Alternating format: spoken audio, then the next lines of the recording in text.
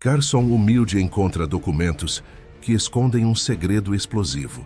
Uma descoberta inesperada durante um evento luxuoso muda tudo. Documentos misteriosos colocam a elite em alerta. Um jovem humilhado descobre mais do que imaginava sobre a sociedade que o despreza.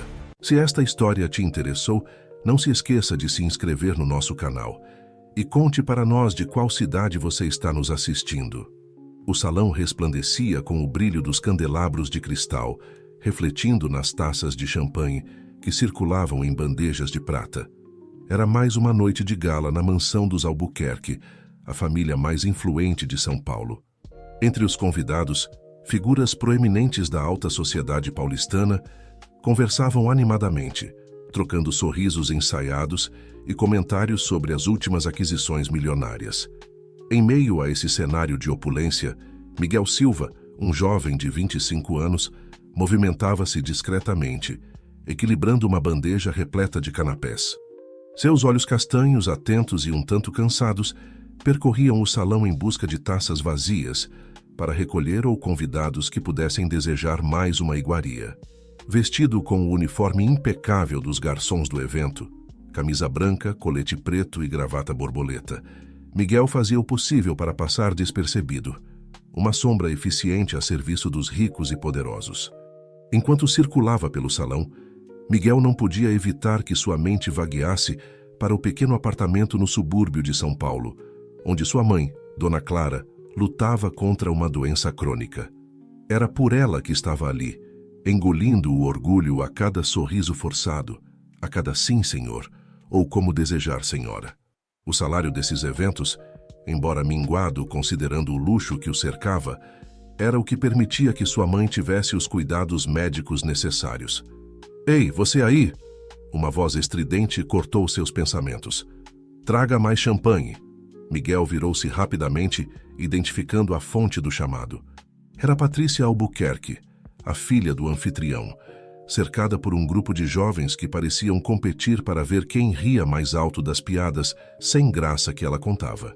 Ele assentiu respeitosamente e se dirigiu à cozinha para atender ao pedido.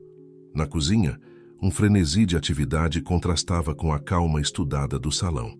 Cozinheiros gritavam pedidos, auxiliares corriam de um lado para o outro, e garçons como Miguel entravam e saíam num balé caótico, mas de alguma forma sincronizado. Ele pegou uma nova garrafa de champanhe e estava prestes a sair quando sentiu uma mão em seu ombro. Miguel, cuidado com aquele grupo ali, advertiu Joaquim, um garçom mais velho que havia tomado Miguel sob sua proteção. A filha do Sr. Albuquerque e seus amigos estão particularmente insuportáveis hoje. Miguel agradeceu o aviso com um aceno de cabeça e voltou ao salão. Aproximou-se do grupo de Patrícia, mantendo os olhos baixos enquanto servia o champanhe. Foi quando ouviu uma risada debochada. Olhem só para as mãos dele, zombou um dos rapazes do grupo. Aposto que nunca tocou em nada mais fino que essa garrafa. As risadas aumentaram e Miguel sentiu o rosto queimar de vergonha. Tentou se afastar, mas Patrícia o impediu. Espere aí, garçom. Mostre suas mãos para nós. Ela ordenou, um sorriso malicioso nos lábios pintados de vermelho. Miguel hesitou, mas sob os olhares insistentes do grupo, estendeu as mãos. Eram mãos de trabalhador calejadas e com algumas pequenas cicatrizes, resultado de anos de trabalho duro. Meu Deus, que horror! Exclamou Patrícia fingindo nojo. Como deixam alguém assim tocar em nossas taças? O grupo explodiu em gargalhadas e Miguel sentiu como se cada risada fosse um golpe. Ele queria responder, defender-se, mas sabia que isso significaria perder o emprego. E sua mãe não podia arriscar. Talvez devêssemos ensinar-lhe como se comporta em sociedade, sugeriu outro rapaz do grupo com um brilho maldoso nos olhos. Antes que Miguel pudesse reagir, o rapaz acidentalmente derrubou sua taça de champanhe, fazendo o líquido espumar sobre o uniforme do garçom. As risadas aumentaram, e agora vários convidados olhavam na direção deles, alguns com curiosidade, outros com desprezo mal disfarçado. Oh, que desastrado você é! Exclamou Patrícia, fingindo preocupação. Acho melhor você ir se limpar. Não queremos que pingue champanhe pelo salão todo, não é mesmo? Miguel, lutando para manter a compostura, assentiu rigidamente e se afastou em direção à cozinha. As risadas e comentários maldosos o seguiram, ecoando em seus ouvidos mesmo depois que as portas da cozinha se fecharam atrás dele. Na relativa segurança da cozinha, Miguel finalmente pôde soltar a respiração que nem percebera estar segurando. Suas mãos tremiam ligeiramente, enquanto tentava limpar a mancha de champanhe de seu colete. "O que aconteceu, meu filho?" perguntou Dona Zilda, a cozinheira-chefe, notando o estado do jovem. "Nada, Dona Zilda. Só um pequeno acidente", respondeu Miguel, forçando um sorriso que não alcançava seus olhos. Joaquim, que havia testemunhado parte da cena do salão, aproximou-se com uma toalha úmida. "Aqui, use isso", ofereceu sua voz carregada de simpatia. "Não deixe que eles te abalem, Miguel. Eles só têm poder sobre você se você permitir." Miguel agradeceu, mas as palavras de conforto pouco faziam para aliviar a humilhação que sentia. Enquanto limpava o uniforme, sua mente fervilhava. Como pessoas podiam ser tão cruéis? O que ele havia feito para merecer tal tratamento, além de nascer em circunstâncias menos privilegiadas? "Você devia denunciar isso", sugeriu Ana, uma das auxiliares de cozinha. "Isso é assédio moral, sabia?" Miguel riu amargamente. "E quem iria acreditar em mim contra eles?", não questionou. "Além disso, preciso deste emprego. Minha mãe..." Ele não terminou a frase, mas todos ali conheciam sua situação. O silêncio que se seguiu foi carregado de compreensão e uma raiva compartilhada contra a injustiça do mundo. Respirando fundo, Miguel ajeitou o uniforme o melhor que pôde. "Preciso voltar", disse, sua voz agora firme. "O turno ainda não acabou." Quando estava prestes a sair da cozinha, Joaquim o chamou novamente. "Miguel, lembre-se, você vale muito mais do que eles pensam. Um dia, quem sabe, as coisas podem mudar." Com um aceno agradecido, Miguel voltou ao salão. O restante da noite transcorreu sem mais incidentes, mas ele podia sentir os olhares e os cochichos que o seguiam. Cada vez que passava perto do grupo de Patrícia, ouvia risinhos abafados, mas manteve-se firme, realizando suas tarefas com a cabeça erguida, embora por dentro estivesse fervendo de indignação. Quando o último convidado finalmente partiu e os garçons começaram a limpar o salão, Miguel se permitiu relaxar um pouco. Foi então que notou algo incomum: um envelope caído atrás de uma das cortinas luxuosas. Curioso, ele se aproximou e o pegou. O envelope não estava selado, e ao abri-lo discretamente, Miguel viu que continha vários documentos. Deu uma olhada rápida e seu coração acelerou. Mesmo sem entender completamente o que estava vendo, ele reconheceu nomes de empresas, valores astronômicos e o que pareciam ser instruções para transferências de dinheiro para contas no exterior. Por um momento, Miguel hesitou. Deveria entregar o envelope a alguém da casa? Mas então se lembrou das risadas, da humilhação. Com uma decisão rápida, escondeu o envelope dentro de seu uniforme. Enquanto deixava a mansão dos Albuquerque naquela noite, Miguel sentia o peso dos documentos contra seu peito. Não sabia exatamente o que havia encontrado, mas tinha a sensação de que aquele envelope poderia mudar tudo. No ônibus lotado que o levava de volta ao seu bairro, seus pensamentos oscilavam entre a raiva pela humilhação sofrida e a curiosidade sobre o conteúdo daqueles papéis. Ao chegar em casa, encontrou sua mãe dormindo. Dona Clara parecia tão frágil, tão cansada. Miguel sentiu uma onda de determinação o invadir. Ele faria qualquer coisa para garantir que ela tivesse uma vida melhor, para que nunca mais precisasse se submeter a pessoas como Patrícia Albuquerque e seus amigos. Sentado à mesa da pequena cozinha, sob a luz fraca de uma lâmpada, Miguel começou a examinar os documentos com mais atenção.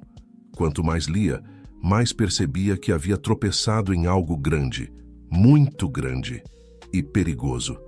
Naquela noite, enquanto o resto da cidade dormia, uma ideia começou a se formar na mente de Miguel. Uma ideia que poderia mudar não apenas a sua vida, mas talvez a de muitos outros. Com os olhos ardendo de cansaço, mas o coração cheio de uma nova determinação, ele finalmente foi para a cama. O dia seguinte prometia ser o início de algo completamente novo. Miguel ainda não sabia, mas aquela noite de humilhação havia plantado a semente de uma transformação que abalaria os alicerces da elite paulistana. E ele, o garçom invisível, seria o catalisador dessa mudança. O sol mal havia nascido quando Miguel acordou, sentindo o peso da noite anterior em seus ombros. Por um momento, ele pensou que tudo não passara de um pesadelo, mas o envelope escondido em sua gaveta confirmava a realidade dos eventos. Com cuidado para não acordar sua mãe, ele se levantou e foi até a cozinha, determinado a examinar novamente os documentos que haviam caído em suas mãos. Sentado à mesa da cozinha, com uma xícara de café forte para ajudar a clarear seus pensamentos, Miguel espalhou os papéis à sua frente. À luz do dia, os documentos pareciam ainda mais incriminadores. Havia planilhas detalhando transações financeiras complexas, memorandos internos com linguagem cifrada, e o que mais chamou sua atenção, uma série de e-mails trocados entre Ricardo Albuquerque, o patriarca da família, e diversos políticos e empresários influentes. Meu Deus, isso é maior do que eu imaginava, murmurou Miguel para si mesmo, passando a mão pelos cabelos em um gesto de nervosismo. Enquanto lia, Miguel começou a entender que estava diante de evidências de um esquema de corrupção e lavagem de dinheiro que envolvia não apenas os Albuquerque, mas uma rede inteira de pessoas poderosas. O jovem garçom sentiu um misto de medo e excitação. O que deveria fazer com aquelas informações? Seus pensamentos foram interrompidos pelo som de passos vindos do quarto. Rapidamente, Miguel guardou os documentos de volta no envelope e o escondeu. "Bom dia, meu filho", disse Dona Clara, entrando na cozinha com um sorriso cansado, mas afetuoso. "Bom dia, mãe. Como a senhora está se sentindo hoje?", perguntou Miguel, levantando-se para ajudá-la a se sentar. "Ah, hoje é um dia bom", respondeu ela, embora suas feições pálidas contassem uma história diferente. "E você, meu filho? Como foi o trabalho ontem à noite?" Miguel hesitou por um momento. Não queria preocupar sua mãe com os eventos da noite anterior, mas também não conseguia esconder completamente seus sentimentos. "Foi interessante", respondeu finalmente. "Mãe, a senhora acha que as coisas podem mudar? Que pessoas como nós podem ter uma vida melhor?" Dona Clara olhou para o filho com uma mistura de carinho e preocupação. "Miguel, meu querido, a vida é cheia de surpresas. Às vezes, uma pequena ação pode desencadear grandes mudanças. Mas por que essa pergunta agora?" Antes que Miguel pudesse responder, o som da televisão na sala chamou a atenção de ambos. O noticiário da manhã estava no ar, e o que viram os deixou boquiabertos.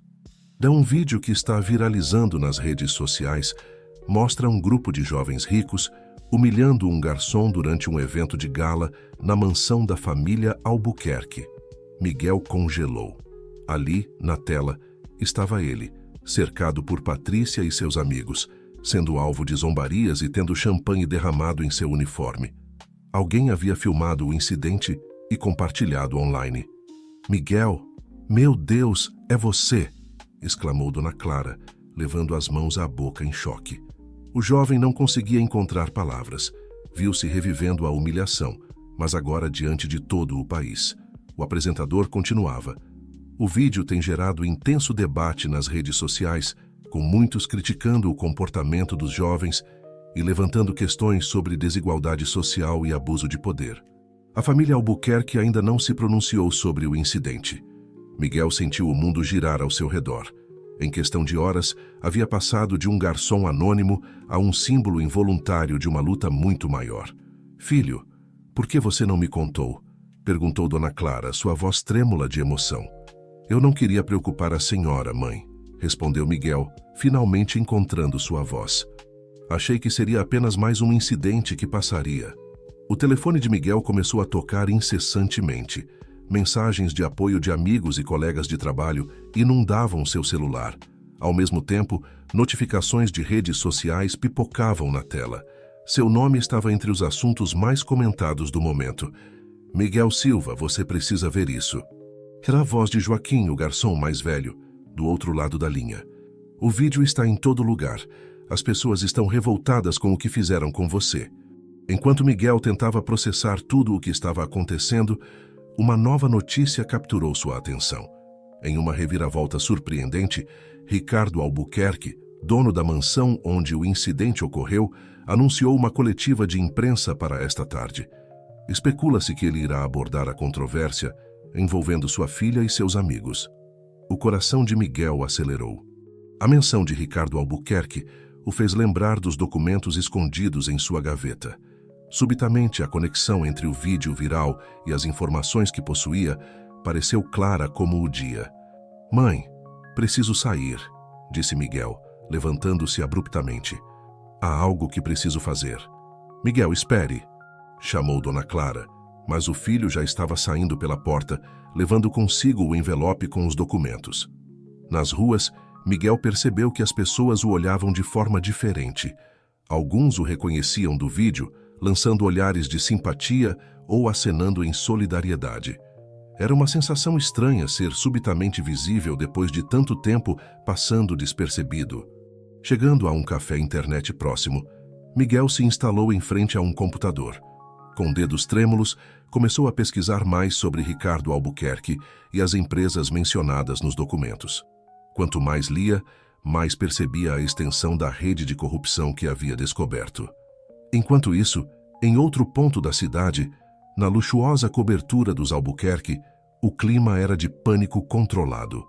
"Pai, você tem que fazer alguma coisa", exigia Patrícia, andando de um lado para o outro na sala. "Eles estão me massacrando nas redes sociais." Ricardo Albuquerque, um homem de meia-idade com cabelos grisalhos e olhar severo, observava a filha com uma mistura de decepção e preocupação. "Patrícia, você tem ideia da encrenca em que nos meteu?", disse ele, sua voz carregada de frustração. "Esse vídeo pode custar milhões em negócios para nossa família."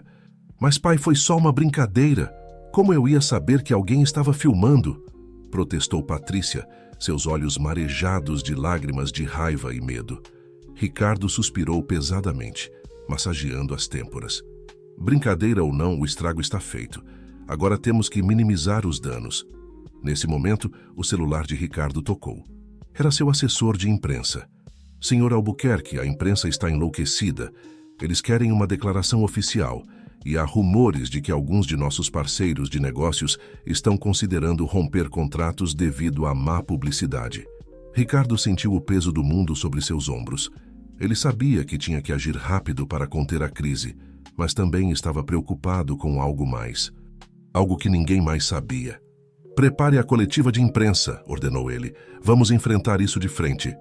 Enquanto isso, de volta ao café internet, Miguel estava imerso em sua pesquisa quando uma notícia chamou sua atenção. "Escândalo na elite. Vídeo de humilhação pode ser apenas a ponta do iceberg." A matéria especulava sobre possíveis conexões entre o comportamento dos jovens ricos e uma cultura de impunidade, alimentada por práticas empresariais questionáveis. Miguel sentiu um arrepio percorrer sua espinha. Era como se o universo estivesse conspirando para abrir caminho para as informações que ele possuía. Com o coração aos pulos, Miguel tomou uma decisão. Abriu um e-mail anônimo e começou a digitar uma mensagem para um dos jornais mais respeitados do país. Anexou alguns dos documentos menos comprometedores, o suficiente para despertar interesse, mas não o bastante para mostrar todas as suas cartas. "Prezados senhores", escreveu ele, "o vídeo que está circulando é apenas o começo. Há muito mais por trás da fachada brilhante da família Albuquerque e seus associados. Estes documentos são apenas uma amostra do que está por vir." Antes que pudesse mudar de ideia, Miguel clicou em enviar. O dado estava lançado. Saindo do café, Miguel se viu em um turbilhão de emoções. Medo, excitação, dúvida e uma crescente sensação de poder se misturavam em seu peito. Ele sabia que havia cruzado uma linha e não havia volta. Caminhando pelas ruas agitadas de São Paulo, Miguel refletia sobre como sua vida havia mudado em menos de 24 horas. De um garçom invisível, ele agora se via no centro de uma tempestade que ameaçava abalar os alicerces da elite paulistana. Enquanto isso, nos escritórios do jornal, um editor lia com crescente interesse o e-mail anônimo que acabara de chegar. Seus olhos se arregalaram ao examinar os documentos anexados. "Chame a equipe de investigação", gritou ele para sua assistente. "Acho que temos uma bomba em nossas mãos." A tarde caía sobre São Paulo e a cidade fervilhava com especulações. Na mansão dos Albuquerque, Ricardo se preparava para enfrentar a imprensa, sem saber que sua vida estava prestes a mudar para sempre. E em um pequeno apartamento no subúrbio, Miguel Silva, o improvável catalisador dessa mudança, se preparava para assistir à coletiva de imprensa que poderia ser o início do fim para aqueles que o haviam humilhado. A revolução, silenciosa mas implacável, havia começado. O auditório do luxuoso hotel no centro de São Paulo estava lotado. Jornalistas de todos os veículos de comunicação importantes do país se acotovelavam, câmeras e microfones a postos, esperando ansiosamente pela chegada de Ricardo Albuquerque. O burburinho das conversas cessou abruptamente quando o empresário entrou, acompanhado de sua filha Patrícia e uma equipe de assessores. Ricardo, impecavelmente vestido em um terno azul marinho, tomou seu lugar atrás do púlpito. Seu rosto, normalmente impassível, deixava transparecer uma leve tensão ao redor dos olhos. Patrícia, por sua vez, parecia uma sombra de si mesma, o rosto pálido e os olhos vermelhos de quem havia chorado por horas. Boa tarde a todos, começou Ricardo, sua voz firme ecoando pelo auditório. Agradeço a presença de vocês nesta tarde. Estamos aqui para abordar os eventos recentes que têm sido amplamente discutidos na mídia e nas redes sociais. Enquanto isso, em um pequeno apartamento no subúrbio, Miguel e sua mãe assistiam à transmissão ao vivo pela televisão. O jovem sentia o coração acelerar a cada palavra de Ricardo. Primeiramente, continuou o empresário, gostaria de expressar meu mais profundo pesar pelo incidente ocorrido em nossa residência. O comportamento exibido no vídeo que circula na internet é inaceitável e não reflete de maneira alguma os valores de nossa família ou de nossas empresas. Patrícia abaixou a cabeça, visivelmente constrangida. Ricardo prosseguiu. Minha filha, Patrícia, gostaria de fazer um pronunciamento. Com passos hesitantes, a jovem se aproximou do microfone. Sua voz tremia ligeiramente ao falar. Eu gostaria de pedir desculpas publicamente ao garçom e a todos que foram ofendidos por minhas ações. Meu comportamento foi imperdoável e estou profundamente arrependida. No apartamento de Miguel, Dona Clara soltou um suspiro. Filho, você acha que eles estão sendo sinceros? Perguntou ela, olhando para Miguel com uma mistura de curiosidade e preocupação. Miguel balançou a cabeça lentamente. Não sei, mãe, mas tenho a sensação de que há muito mais por trás disso tudo. De volta à coletiva, Ricardo retomou a palavra. Para demonstrar nosso compromisso com a responsabilidade social, anuncio hoje a criação de um fundo de 10 milhões de reais para programas de inclusão e capacitação profissional para jovens de comunidades carentes. Um burburinho percorreu a sala de imprensa. Ricardo continuou, sua voz ganhando confiança. Além disso, convidamos o jovem envolvido no incidente para uma conversa privada. Queremos não apenas nos desculpar pessoalmente, mas também oferecer-lhe uma oportunidade de crescimento profissional em uma de nossas empresas. Miguel sentiu um frio na espinha. Sua mãe o olhou surpresa. Miguel, eles estão falando de você, exclamou ela, um misto de orgulho e apreensão em sua voz.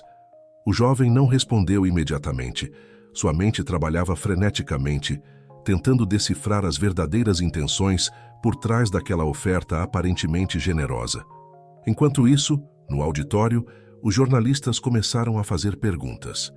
Uma repórter de um grande jornal se levantou. Senhor Albuquerque, há rumores de que este incidente é apenas a ponta do iceberg. Existem alegações de práticas empresariais questionáveis envolvendo sua empresa. O senhor poderia comentar sobre isso? O rosto de Ricardo endureceu por um momento quase imperceptível, antes de responder com um sorriso ensaiado. Essas alegações são completamente infundadas. Nossas empresas operam com total transparência e dentro da mais estrita legalidade. Estamos abertos a qualquer investigação que se faça necessária. No apartamento, Miguel não pôde conter um sorriso irônico. Ele sabia que os documentos em sua posse contavam uma história bem diferente. A coletiva de imprensa continuou por mais alguns minutos, com Ricardo habilmente desviando de perguntas mais incisivas. Ao final, ele reiterou o convite a Miguel. Esperamos sinceramente que o jovem entre em contato conosco. Queremos transformar esse lamentável incidente em uma oportunidade de mudança positiva. Assim que a transmissão terminou, o telefone de Miguel começou a tocar incessantemente. Eram amigos, colegas de trabalho e até mesmo alguns números desconhecidos, todos querendo saber se ele aceitaria a oferta dos Albuquerque. "O que você vai fazer, filho?" perguntou Dona Clara, observando Miguel com preocupação. O jovem ficou em silêncio por alguns instantes, pesando suas opções. Por fim disse: "Acho que preciso pensar com calma, mãe.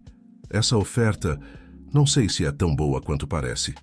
Naquela noite, enquanto a cidade fervilhava com as repercussões da coletiva de imprensa, Miguel se trancou em seu quarto, espalhou os documentos sobre a cama e começou a estudá-los meticulosamente, fazendo anotações e traçando conexões.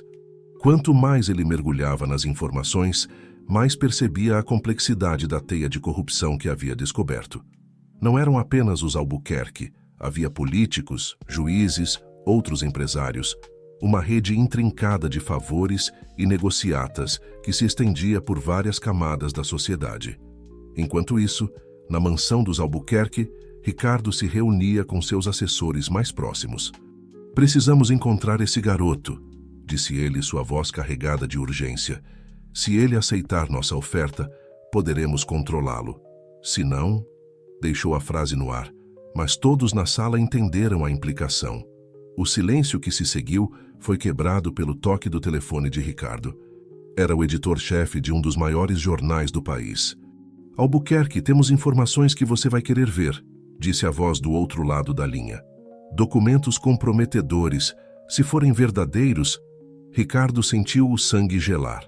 "Do que você está falando? Que documentos?" "Ainda estamos verificando a autenticidade. Mas se forem reais, você tem um grande problema nas mãos." Assim que desligou o telefone, Ricardo convocou uma reunião de emergência com seus advogados e consultores de crise. A noite seria longa na mansão Albuquerque. De volta ao apartamento de Miguel, o jovem finalmente chegou a uma decisão. Pegou seu celular e digitou uma mensagem para um número que havia anotado mais cedo.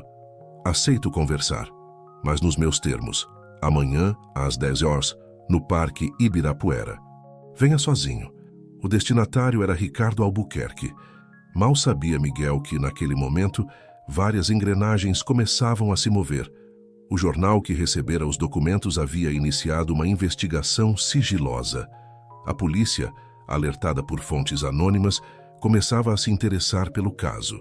E nas altas esferas do poder, pessoas influentes começavam a se preocupar com o que poderia vir à tona. Na manhã seguinte, Miguel acordou cedo. Vestiu-se com cuidado, escolhendo roupas simples mas arrumadas. Antes de sair, olhou para sua mãe, que dormia pacificamente, e sentiu uma onda de determinação o invadir. Estava fazendo isso por ela, por todas as pessoas que, como eles, viviam à margem de uma sociedade injusta. Chegando ao Parque Ibirapuera, Miguel escolheu um banco próximo ao lago. O parque estava relativamente vazio àquela hora, com apenas alguns corredores matinais e pessoas passeando com seus cães. Pontualmente às 10 horas, um carro preto e discreto parou próximo à entrada do parque. Ricardo Albuquerque desceu, olhando ao redor com cautela. Vestia roupas casuais numa tentativa óbvia de não chamar atenção. Quando seus olhos encontraram Miguel, houve um momento de reconhecimento mútuo. O jovem garçom, que dias antes era invisível para homens como Ricardo, agora era o centro de suas preocupações. Ricardo se aproximou, estendendo a mão. "Miguel, não é? Obrigado por aceitar conversar." Miguel não se levantou, apenas indicou o espaço vazio ao seu lado no banco. Ricardo hesitou por um momento antes de se sentar. "Então, rapaz", começou o empresário tentando soar casual, "imagino que tenha visto nossa coletiva de imprensa ontem." Miguel assentiu silenciosamente, seus olhos fixos no lago à frente. "Olha", continuou Ricardo, "sei que o que aconteceu foi terrível. Minha filha...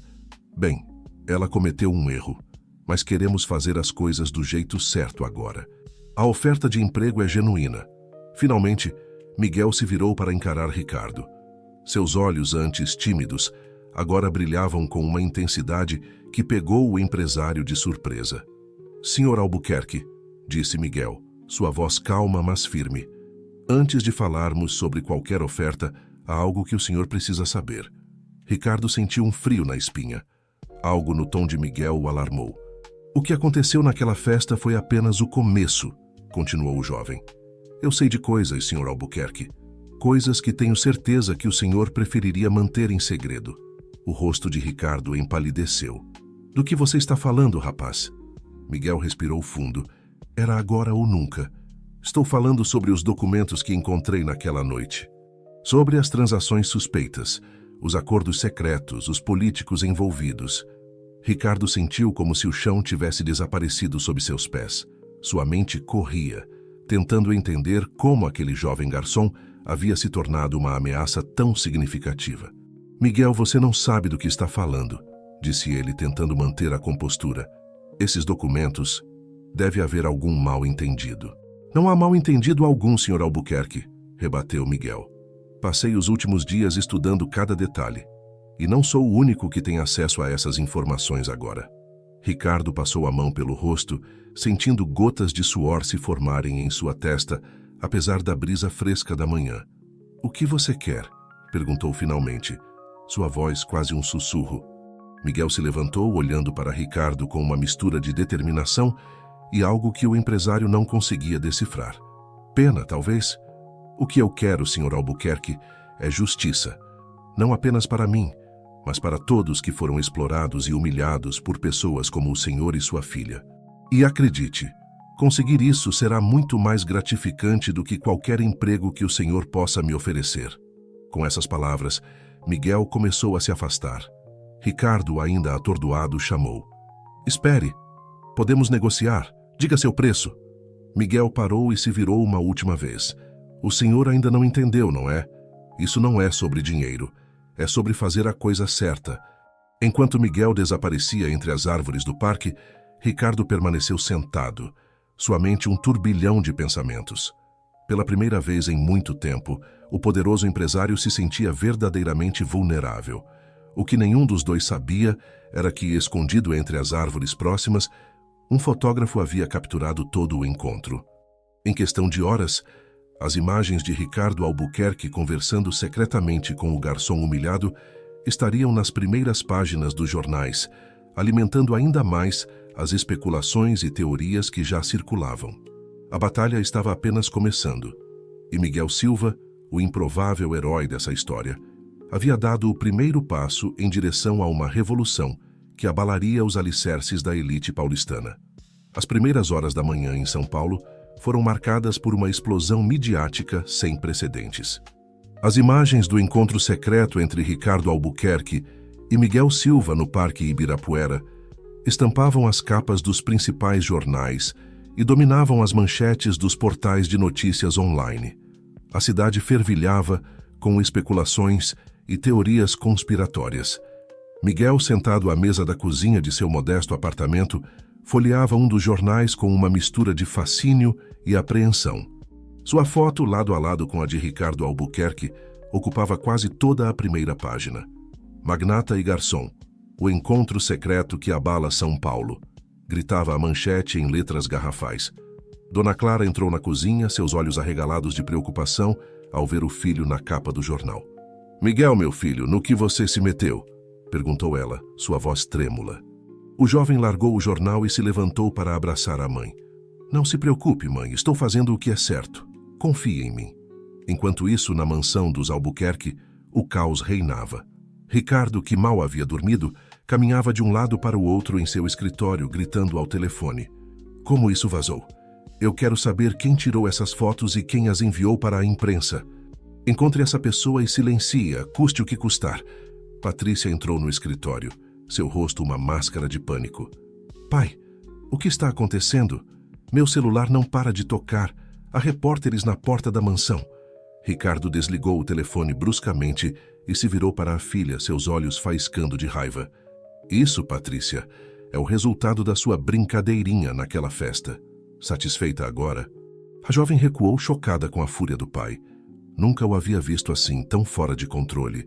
Em outro ponto da cidade, na redação do jornal que havia recebido os documentos anônimos, a atmosfera era de pura adrenalina. Jornalistas corriam de um lado para o outro. Telefones tocavam incessantemente. E o editor-chefe, Carlos Mendonça, coordenava o que prometia ser a maior investigação jornalística do ano.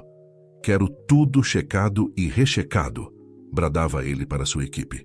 "Não podemos dar nenhum passo em falso. Os Albuquerque têm advogados poderosos, e eles virão com tudo para cima de nós." Uma jovem repórter, Mariana Santos, se aproximou de Carlos com um brilho de excitação nos olhos. "Chefe, consegui uma fonte dentro da empresa dos Albuquerque. Ele está disposto a falar, mas tem medo de represálias." Carlos ponderou por um momento antes de responder. "Marque um encontro. Use todas as precauções de segurança. Isso pode ser o ponto de virada que precisamos." Enquanto a cidade fervia com as revelações, Miguel decidiu que era hora de dar o próximo passo. Pegou seu celular e discou um número que havia memorizado dias antes. "Alô, Joaquim, é o Miguel. Lembra quando você disse que um dia as coisas poderiam mudar? Acho que esse dia chegou, preciso da sua ajuda." Joaquim, o garçom mais velho que havia sido um mentor para Miguel, ouviu atentamente enquanto o jovem explicava sua situação e seu plano. "Miguel, meu rapaz, você está mexendo com forças poderosas", advertiu Joaquim. "Tem certeza de que quer seguir por esse caminho?" "Tenho, Joaquim. Não posso mais ficar parado vendo as injustiças acontecerem." Após um momento de silêncio, Joaquim respondeu: "Muito bem, conte comigo. Conheço muita gente nesse meio, gente que já sofreu nas mãos desses ricaços. Vou reunir alguns contatos que podem nos ajudar." A conversa com Joaquim deu a Miguel uma nova dose de confiança. Ele não estava sozinho nessa luta. Naquela tarde, enquanto a cidade continuava empolvorosa, uma reunião secreta acontecia em um escritório no centro financeiro de São Paulo. Ricardo Albuquerque, acompanhado de seus principais executivos e advogados, enfrentava um grupo de investidores furiosos. "Albuquerque, que diabos está acontecendo?" vociferou um dos investidores. "Nossas ações estão despencando e há rumores de investigações em todos os cantos." Ricardo tentou manter a calma, mas sua voz traía seu nervosismo. "Senhores, peço que mantenham a calma. Isso é apenas uma tempestade midiática passageira. Temos tudo sob controle." "Sob controle?" rebateu outro investidor. "E aquele garçom, o que ele sabe? Por que você se encontrou com ele em segredo?" Antes que Ricardo pudesse responder, seu celular vibrou. Era uma mensagem de um número desconhecido. "Senhor Albuquerque, as coisas estão apenas começando. Amanhã, às 15h, assista ao Jornal da Tarde. Você não vai querer perder." O sangue de Ricardo gelou. Quem estava por trás disso? O garçom? Alguém mais? Enquanto isso, em um café discreto no centro da cidade, Mariana Santos, a jovem repórter, se encontrava com sua fonte dentro da empresa Albuquerque. O homem, um funcionário de meia-idade do setor financeiro, tremia ligeiramente enquanto falava. "Senhorita Santos, o que vou lhe contar pode custar minha carreira, talvez até mais, mas não posso mais ficar em silêncio." Mariana ligou seu gravador, seus olhos brilhando com a antecipação de uma grande história. "Pode falar. Prometo proteger sua identidade." O homem respirou fundo e começou. "Tudo começou há 5 anos, quando notei discrepâncias nos relatórios financeiros. À medida que o sol se punha sobre São Paulo, diferentes peças do tabuleiro se moviam. Miguel, em seu apartamento, trabalhava febrilmente em seu computador, organizando as informações que possuía. Joaquim mobilizava uma rede de contatos entre trabalhadores de eventos e hotéis de luxo, pessoas que haviam testemunhado os excessos da elite ao longo dos anos. Na mansão Albuquerque, Ricardo convocava uma equipe de gerenciamento de crise, determinado a conter os danos e descobrir quem estava por trás das ameaças. Patrícia, isolada em seu quarto, chorava ao ver seu nome ser arrastado pela lama nas redes sociais. No jornal, Carlos Mendonça e sua equipe trabalhavam incansavelmente, cruzando informações, verificando fontes, preparando o que prometia ser uma bomba jornalística. E em algum lugar da cidade, escondido nas sombras, o misterioso fotógrafo que havia capturado o encontro no parque observava o caos que suas imagens haviam desencadeado, sabendo que seu papel nessa história estava longe de terminar. A noite caiu sobre São Paulo, mas poucos dormiriam tranquilos. O dia seguinte prometia mais revelações, mais escândalos, mais reviravoltas. A cidade estava à beira de uma transformação, e no centro de tudo isso estava Miguel Silva, o garçom que ousou desafiar o status quo. Enquanto se preparava para dormir, Miguel olhou pela janela de seu pequeno quarto, observando as luzes da cidade. Pensou em sua mãe, em Joaquim, em todas as pessoas que confiavam nele. Sabia que o caminho pela frente seria difícil e perigoso, mas estava determinado a seguir em frente. Amanhã, pensou ele, o jogo realmente começa. E com esse pensamento, Miguel fechou os olhos, sabendo que quando o sol nascesse novamente sobre São Paulo, nada seria como antes. O dia amanheceu em São Paulo com uma tensão palpável no ar. As ruas, normalmente agitadas com o vai e vem frenético da maior metrópole do Brasil, pareciam um pouco mais silenciosas, como se a cidade inteira estivesse prendendo a respiração, aguardando o que estava por vir. No modesto apartamento do Silva, Miguel acordou cedo, sentindo o peso da responsabilidade sobre seus ombros. Olhou para o relógio. 7h30 da manhã. Ainda faltavam horas para o Jornal da Tarde, mas ele sabia que cada minuto seria crucial. "Filho, você mal tocou no café", disse Dona Clara, observando Miguel com preocupação. "Desculpe, mãe. Estou um pouco nervoso", respondeu ele, forçando um sorriso. Dona Clara sentou-se ao lado do filho, segurando suas mãos. "Miguel, seja lá o que estiver acontecendo, saiba que estou ao seu lado, mas por favor tome cuidado." Miguel assentiu, sentindo uma onda de gratidão pela mãe. "Obrigado, mãe. Prometo que tudo vai ficar bem." Enquanto isso, na mansão dos Albuquerque, o clima era de puro caos. Ricardo não havia dormido, passando a noite inteira em reuniões de emergência com advogados e assessores de imprensa. Patrícia, por outro lado, estava trancada em seu quarto, recusando-se a sair ou falar com alguém. "Senhor", disse um dos assessores, entrando apressadamente no escritório, "acabamos de receber informações de que o Jornal da Tarde fará uma revelação importante hoje. Aparentemente, eles têm um informante interno." Ricardo sentiu o sangue gelar em suas veias. "Um informante? Quem?" "Ainda não sabemos, senhor, mas as fontes indicam que é alguém do setor financeiro." O empresário socou a mesa com força, fazendo os objetos sobre ela tremerem. "Encontre esse traidor e prepare nossos advogados. Vamos processar esse jornal até a última instância, se for necessário." Na redação do jornal, a atmosfera era de pura adrenalina. Jornalistas corriam de um lado para o outro, checando e rechecando informações. Carlos Mendonça, o editor-chefe, reuniu sua equipe principal. "Pessoal, o que temos hoje pode mudar o cenário empresarial e político do país." "Mariana", ele se virou para a jovem repórter, "sua fonte está segura?" Mariana assentiu com confiança. "Sim, chefe. Ele está protegido e disposto a falar ao vivo, desde que mantenhamos sua identidade em sigilo." "Ótimo. Lembre-se, precisamos ser impecáveis. Os Albuquerque virão com tudo para cima de nós." Enquanto a cidade aguardava ansiosamente, Miguel se encontrou com Joaquim em um café discreto no centro. "Miguel, meu rapaz", disse o garçom mais velho, abraçando-o, "você tem noção da tempestade que está prestes a desencadear?" Miguel suspirou. "Tenho, Joaquim. Mas não há volta agora. É a hora da verdade." Joaquim entregou a Miguel um envelope. "Aqui estão os contatos que prometi. Ex-funcionários, outros garçons, até mesmo alguns motoristas da família Albuquerque. Todos dispostos a falar se necessário." Miguel pegou o envelope, sentindo seu peso, não físico, mas o peso das histórias e verdades que ele continha. "Obrigado, Joaquim. Isso pode fazer toda a diferença." À medida que a tarde se aproximava, a cidade parecia entrar em um estado de suspensão. Nos escritórios, as pessoas cochichavam sobre os rumores. Nas ruas, as bancas de jornal eram cercadas por curiosos ávidos por qualquer nova informação. Finalmente, às 15h em ponto, o Jornal da Tarde começou. A apresentadora, com um semblante sério, iniciou. "Boa tarde. Hoje trazemos uma reportagem especial que promete abalar as estruturas do poder em São Paulo e, possivelmente, em todo o Brasil." Na mansão Albuquerque, Ricardo assistia com o coração aos pulos. Em seu pequeno apartamento, Miguel e Dona Clara estavam grudados na TV. A reportagem começou detalhando o Império Albuquerque, sua ascensão meteórica e sua influência na economia do país. Então veio a bomba. Mas por trás dessa fachada de sucesso e filantropia, esconde-se uma rede complexa de corrupção, lavagem de dinheiro e abuso de poder.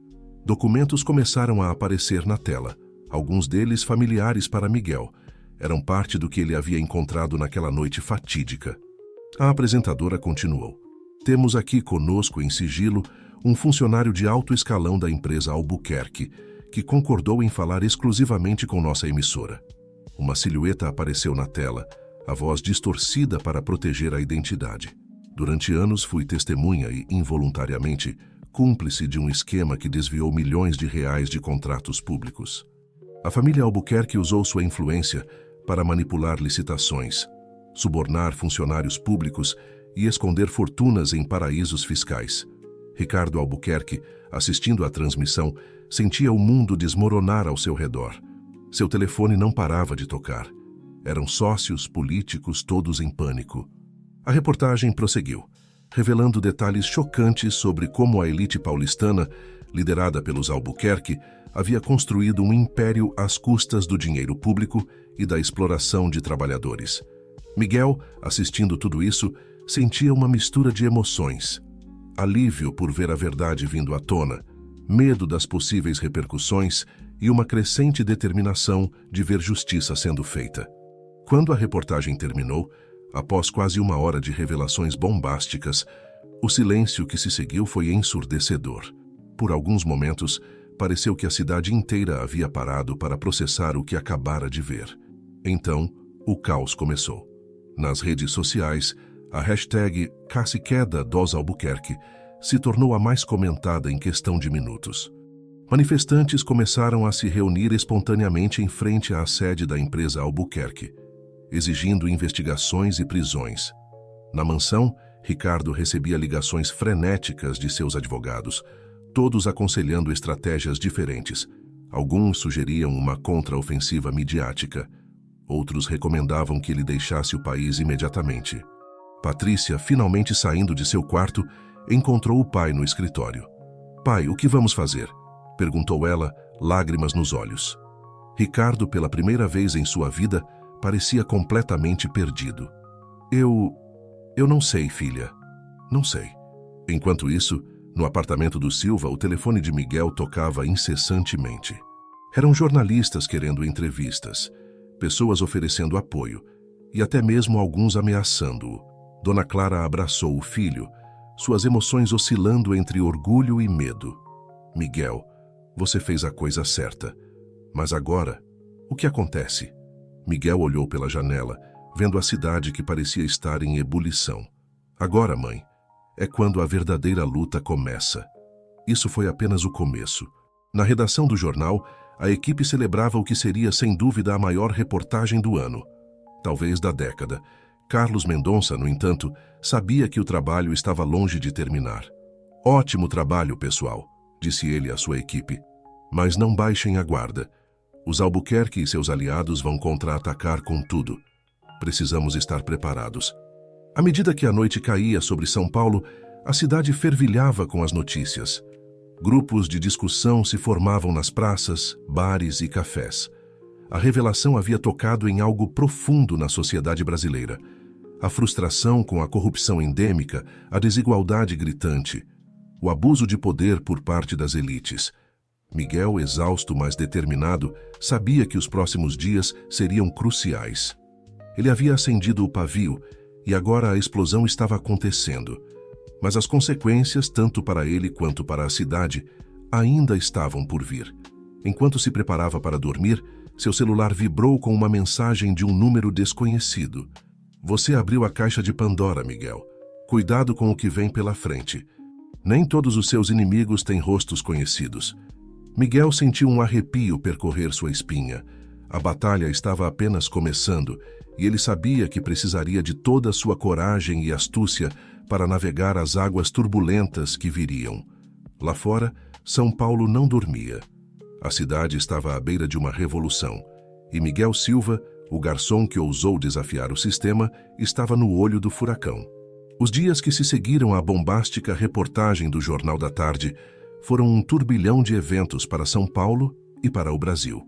A cidade, Normalmente um gigante adormecido em sua rotina frenética, agora pulsava com uma energia diferente, uma mistura de indignação, esperança e medo do desconhecido. Miguel Silva, o garçom que involuntariamente se tornara o catalisador de toda essa mudança, acordou na manhã do terceiro dia após a revelação para encontrar uma multidão de repórteres acampada em frente ao seu modesto prédio no subúrbio. "Meu Deus do céu!" exclamou Dona Clara espiando pela janela. "Miguel, o que vamos fazer?" O jovem respirou fundo, sentindo o peso da responsabilidade sobre seus ombros. "Mãe, acho que está na hora de enfrentarmos isso de frente." Com determinação nos olhos, Miguel abriu a porta do apartamento e enfrentou a onda de flashes e microfones que imediatamente o cercaram. "Senhor Silva, como se sente sendo o responsável por expor o maior escândalo de corrupção dos últimos anos? Miguel, você teme por sua segurança? Há mais revelações por vir?" As perguntas vinham de todos os lados, mas Miguel manteve a calma. Com uma voz firme, ele declarou: "Eu não sou herói nem vilão. Sou apenas um cidadão que decidiu que não podia mais ficar em silêncio diante das injustiças que via. O que aconteceu não é sobre mim, é sobre um sistema que precisa mudar." Suas palavras, transmitidas ao vivo para todo o país, tocaram um nervo na população. Nas redes sociais, Mouro Miguel falou se tornou instantaneamente o assunto mais comentado. Enquanto isso, na outrora imponente mansão dos Albuquerque, o clima era de puro desespero. Ricardo, que não dormia há dias, parecia ter envelhecido anos em questão de horas. Seu telefone, antes instrumento de poder e influência, agora só trazia más notícias. "Senhor", disse seu advogado principal, entrando no escritório com uma expressão grave, "a Polícia Federal acaba de emitir mandados de busca e apreensão para todas as nossas propriedades e escritórios." Ricardo afundou em sua cadeira, a realidade de sua situação finalmente o atingindo com toda a força. "E Patrícia, onde está minha filha?" O advogado hesitou antes de responder. "Senhor, sua filha foi vista embarcando em um jato particular com destino a Paris na madrugada de hoje." A notícia foi como um soco no estômago de Ricardo. Sua própria filha o havia abandonado no momento mais crítico. Na Assembleia Legislativa de São Paulo, uma sessão extraordinária havia sido convocada para discutir as revelações e suas implicações. O auditório estava lotado, com parlamentares de todos os partidos exigindo investigações e punições. A deputada Helena Monteiro, conhecida por sua postura combativa contra a corrupção, tomou a palavra. "Colegas, o que testemunhamos nos últimos dias não é apenas a queda de uma família poderosa. É o desmascaramento de um sistema que há décadas sangra os cofres públicos e perpetua a desigualdade em nosso estado e em nosso país." Suas palavras foram recebidas com aplausos trovejantes de alguns e olhares nervosos de outros. Nos bastidores, alianças estavam sendo refeitas e antigos acordos desmoronavam. Enquanto a cidade fervilhava, Joaquim, o mentor de Miguel, organizava uma reunião secreta em um galpão abandonado nos arredores de São Paulo. Dezenas de trabalhadores, garçons, motoristas, empregadas domésticas, todos que haviam testemunhado os excessos e abusos da elite ao longo dos anos, se reuniam para compartilhar suas histórias e planejar os próximos passos. "Companheiros", começou Joaquim, sua voz rouca de emoção. "Por anos fomos invisíveis, tratados como objetos por aqueles que se julgavam nossos superiores. Mas agora, graças à coragem de um dos nossos, temos a chance de mudar essa história." Um a um, os trabalhadores começaram a compartilhar suas experiências, histórias de assédio, de pagamentos atrasados, de humilhações diárias. Cada relato alimentava uma chama de indignação e determinação no grupo. De volta ao centro da cidade, na redação do jornal que havia detonado a bomba, o editor-chefe Carlos Mendonça recebia uma visita inesperada. Era Mariana Santos, a jovem repórter que havia conseguido o informante interno dos Albuquerque. "Chefe, descobri algo", disse ela ofegante. "O esquema é muito maior do que pensávamos. Não são apenas os Albuquerque. Há políticos, juízes, até mesmo..." Antes que pudesse terminar, as luzes da redação se apagaram repentinamente. No escuro, ouviu-se o som de vidros quebrando e gritos abafados. Quando as luzes voltaram, segundos depois, Mariana havia desaparecido. No chão, onde ela estava, havia apenas um pendrive e uma nota rabiscada às pressas. A verdade não pode ser silenciada. Carlos, percebendo a gravidade da situação, imediatamente acionou seus contatos na polícia. A batalha havia escalado para um novo e perigoso patamar. Naquela noite, enquanto a cidade tentava processar os eventos do dia, Miguel recebia uma ligação misteriosa. "Miguel Silva", disse uma voz distorcida do outro lado da linha. "Amanhã, às 3 da tarde, vá ao Parque do Ibirapuera. Procure o banco perto do Lago dos Cisnes. Você encontrará algo que mudará o rumo dessa história." Antes que Miguel pudesse responder, a ligação foi encerrada. Ele olhou para o telefone, um misto de curiosidade e apreensão tomando conta dele. Do outro lado da cidade, em um escritório de luxo no alto de um arranha-céu, um grupo de homens poderosos se reunia em segredo. "Senhores", disse um deles, sua voz grave ecoando na sala. "Os Albuquerque eram apenas a ponta do iceberg. Se não agirmos rápido, todo o nosso império pode desmoronar." Os outros assentiram solenemente. Um deles, um senhor de cabelos grisalhos e olhar severo, falou: "Talvez seja a hora de ativarmos o Protocolo Sombra." Um silêncio pesado caiu sobre a sala. O Protocolo Sombra era a última linha de defesa. Uma estratégia tão audaciosa e perigosa que nunca havia sido usada antes. Enquanto a noite avançava, diferentes peças se moviam no tabuleiro da cidade. Miguel, sem saber, estava prestes a se envolver em uma trama muito maior e mais perigosa do que jamais imaginara. A queda dos Albuquerque era apenas o começo. Na mansão agora sitiada pela polícia, Ricardo Albuquerque olhava pela janela, observando as luzes da cidade que um dia acreditou controlar. Seu império estava desmoronando, mas ele ainda tinha um último as na manga. Com mãos trêmulas, ele pegou seu telefone e digitou uma mensagem. "Está na hora. Ative a Operação Fênix." À medida que a madrugada se aproximava, São Paulo, a cidade que nunca dorme, estava mais desperta do que nunca. Uma revolução estava em curso, e o dia seguinte prometia ainda mais revelações, perigos e reviravoltas. Miguel, deitado em sua cama, mas incapaz de dormir, não podia imaginar que suas ações haviam desencadeado uma reação em cadeia que iria muito além da queda de uma família poderosa. O jogo estava apenas começando, e as apostas eram mais altas do que ele jamais poderia ter imaginado. A manhã nasceu cinzenta sobre São Paulo, como se a própria cidade estivesse apreensiva com os eventos que estavam por vir. Miguel acordou cedo, sua mente repassando incessantemente os detalhes da misteriosa ligação da noite anterior. O encontro no Parque Ibirapuera às 15 horas parecia uma armadilha óbvia, mas também poderia ser a chave para desvendar ainda mais segredos. Decidido a não enfrentar essa situação sozinho, Miguel ligou para Joaquim. "Meu jovem, você tem noção do perigo em que está se metendo?"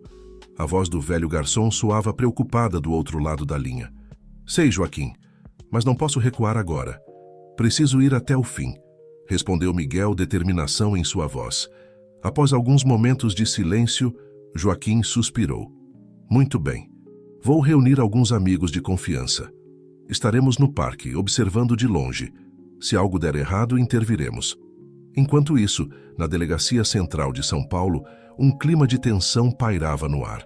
O delegado Roberto Menezes, um homem de meia idade conhecido por sua integridade, liderava a operação contra os Albuquerque. "Pessoal, temos que agir rápido", disse ele para sua equipe. "Os ratos estão começando a abandonar o navio e precisamos pegar o máximo de evidências antes que tudo seja destruído."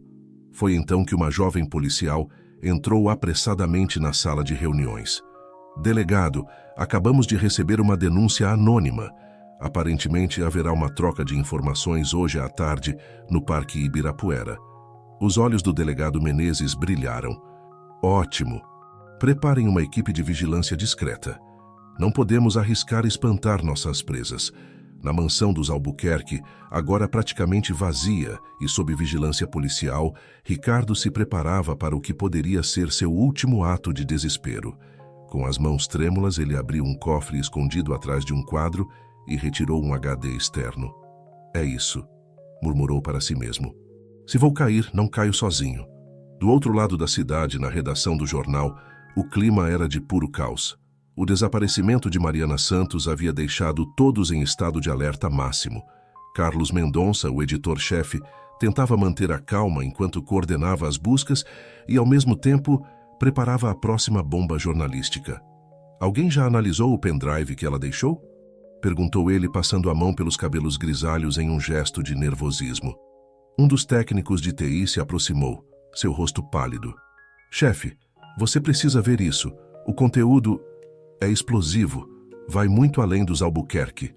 Às 14h30, Miguel saiu de seu apartamento depois de abraçar longamente sua mãe.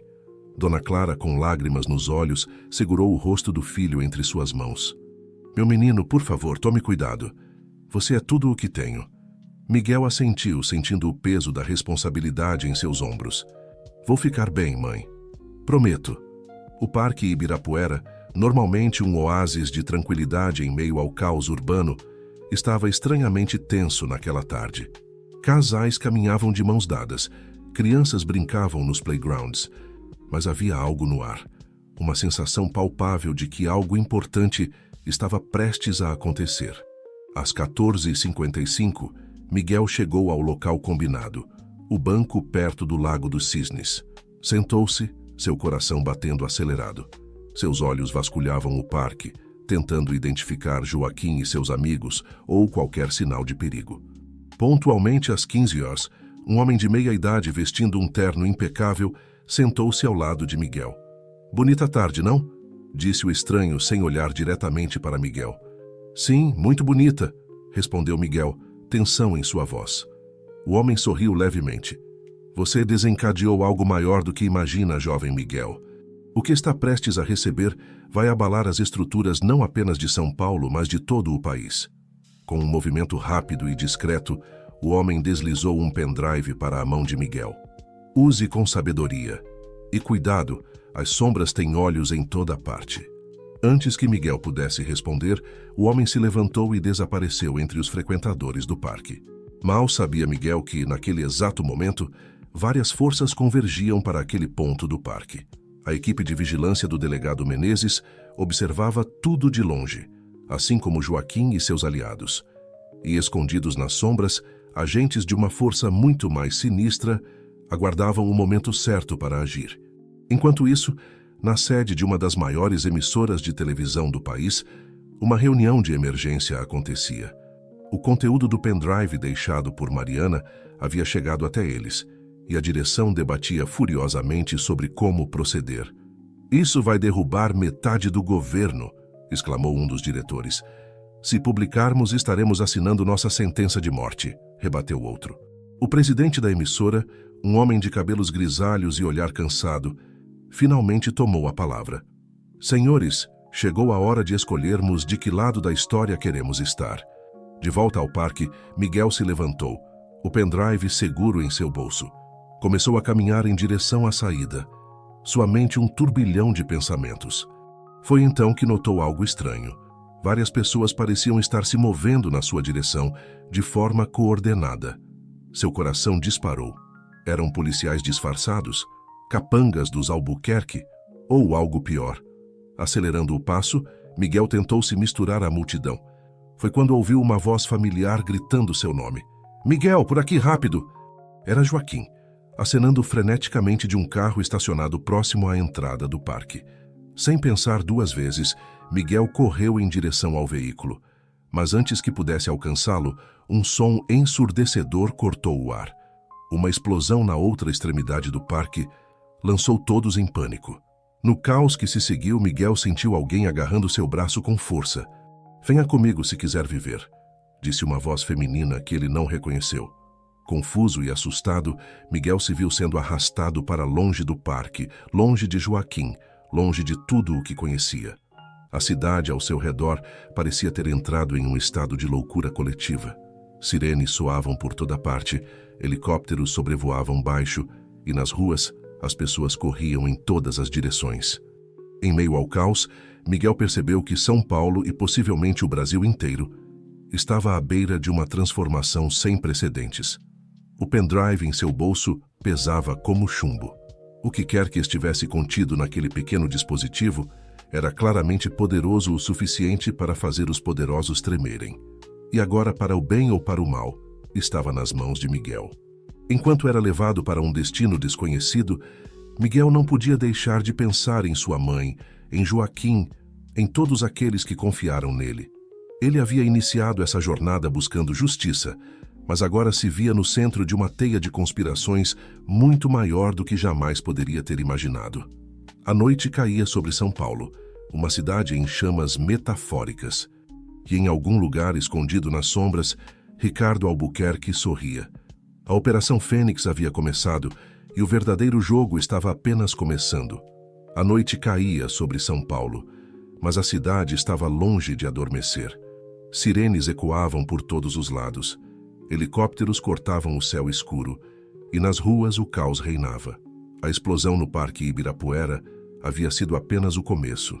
Miguel, ainda atordoado pelos eventos no parque, encontrava-se agora em um carro em alta velocidade, dirigido pela misteriosa mulher que o havia arrastado para longe do caos. Seu coração batia freneticamente, dividido entre o medo do desconhecido e a preocupação com aqueles que havia deixado para trás. "Quem é você? Para onde está me levando?" perguntou ele, finalmente encontrando sua voz. A mulher de cabelos curtos e escuros e olhos penetrantes lançou-lhe um olhar rápido antes de voltar sua atenção para a estrada. "Meu nome é Laura, sou jornalista investigativa e trabalho há anos desvendando as conexões entre política e crime organizado. E você, Miguel Silva, acaba de se tornar o homem mais procurado do Brasil." Miguel sentiu um frio na espinha. "O quê? Mas eu não fiz nada de errado." Laura soltou uma risada amarga. "Certo e errado são conceitos muito relativos quando se trata do jogo do poder, meu jovem. O que você tem nesse pendrive é dinamite pura. Há pessoas muito poderosas que fariam qualquer coisa para colocar as mãos nele, ou para silenciar você permanentemente. Enquanto isso, no centro de operações da polícia, o delegado Roberto Menezes tentava desesperadamente entender o que havia acontecido no parque. "Quero saber quem plantou aquela bomba e por quê", bradou ele para sua equipe. "E onde diabos está Miguel Silva?" Um jovem policial se aproximou segurando um tablet. "Senhor, acabamos de receber imagens de câmeras de segurança. Parece que Silva foi levado por uma mulher não identificada." Menezes franziu o senho. "Sequestro ou resgate? Descubra quem é essa mulher." Na mansão dos Albuquerque, agora praticamente abandonada, Ricardo observava a cidade em chamas de sua janela, um sorriso enigmático em seus lábios. Seu celular tocou. "Está feito", disse a voz do outro lado. "A Operação Fênix está em andamento."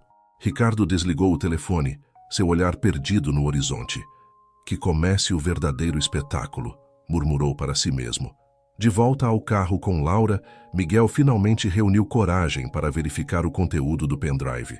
Plugando-o em um laptop fornecido por Laura, ele sentiu seu estômago revirar com o que viu. "Meu Deus", sussurrou ele. O pendrive continha milhares de documentos, e-mails e planilhas, detalhando uma rede de corrupção que ia muito além dos Albuquerque. Políticos de todos os partidos, juízes, empresários, até mesmo líderes religiosos. Todos pareciam estar envolvidos em um esquema gigantesco de desvio de dinheiro público, tráfico de influência e lavagem de dinheiro. "Isso é inacreditável", disse Miguel, sua voz trêmula. Laura assentiu sombriamente. "E é apenas a ponta do iceberg. O que você tem aí pode derrubar governos, Miguel. É por isso que estão atrás de você." Subitamente, faróis brilhantes iluminaram o retrovisor do carro. Laura xingou baixinho. "Segure-se!" gritou ela, pisando fundo no acelerador. O carro disparou pelas ruas de São Paulo, com seus perseguidores logo atrás. Miguel se agarrou ao assento, seu coração na garganta, enquanto Laura manobrava habilidosamente pelas ruas da cidade.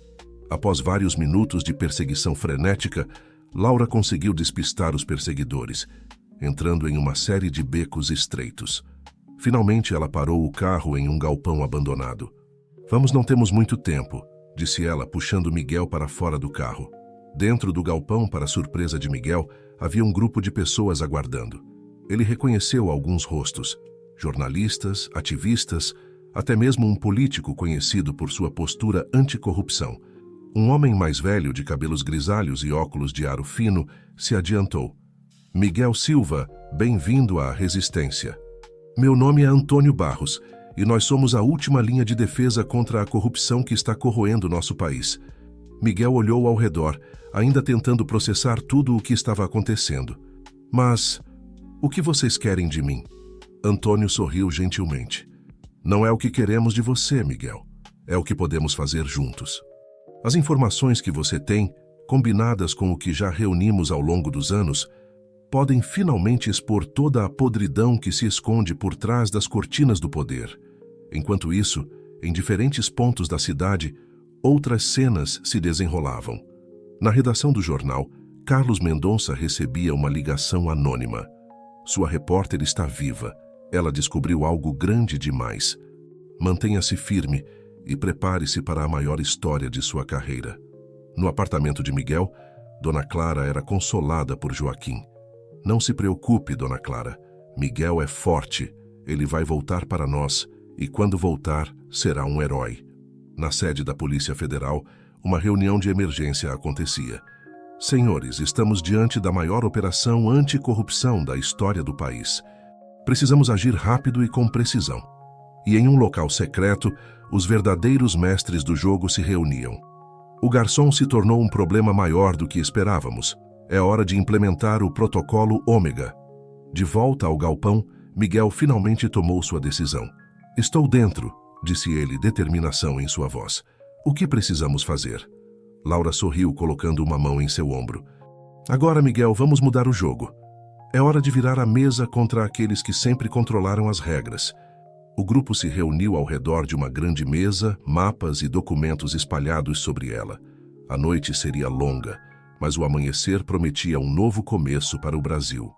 Lá fora, São Paulo continuava em tumulto.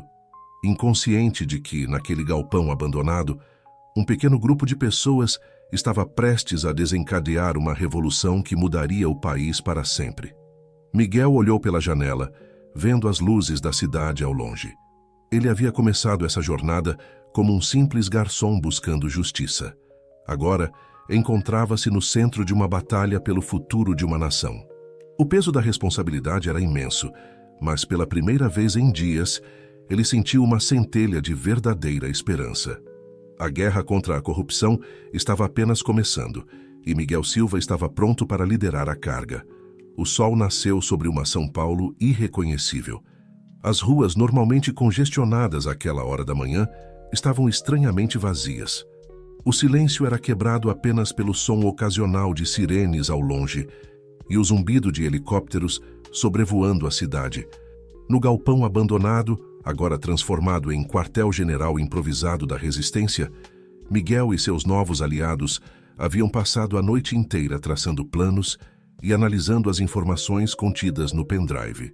É inacreditável, murmurou Laura, passando a mão pelos cabelos despenteados. Temos aqui evidências que ligam praticamente toda a elite política e empresarial do país a um esquema de corrupção sem precedentes. Antônio Barros, o líder do grupo, assentiu gravemente. E é por isso que precisamos agir com extrema cautela. Um movimento em falso e podemos perder tudo. Miguel, exausto, mas determinado, olhou para o grupo reunido. Qual é o próximo passo? Foi então que Rodrigo, um hacker brilhante que havia se juntado à Resistência há alguns meses, levantou a mão. Acho que encontrei algo. Uma série de transações suspeitas ligando os Albuquerque a uma conta offshore nas Ilhas Cayman. E o mais interessante, essa conta tem movimentações recentes. Os olhos de todos se voltaram para a tela do computador de Rodrigo. Isso significa, começou Miguel, significa que Ricardo Albuquerque ainda está movimentando dinheiro, completou Laura, e provavelmente se preparando para fugir do país. Enquanto isso, na delegacia central, o delegado Roberto Menezes recebia uma visita inesperada. Uma mulher elegante de meia-idade entrou em sua sala acompanhada por 2 homens de terno. Delegado Menezes, disse ela, sua voz fria como gelo. Sou a doutora Helena Vasconcelos, da Procuradoria-Geral da República.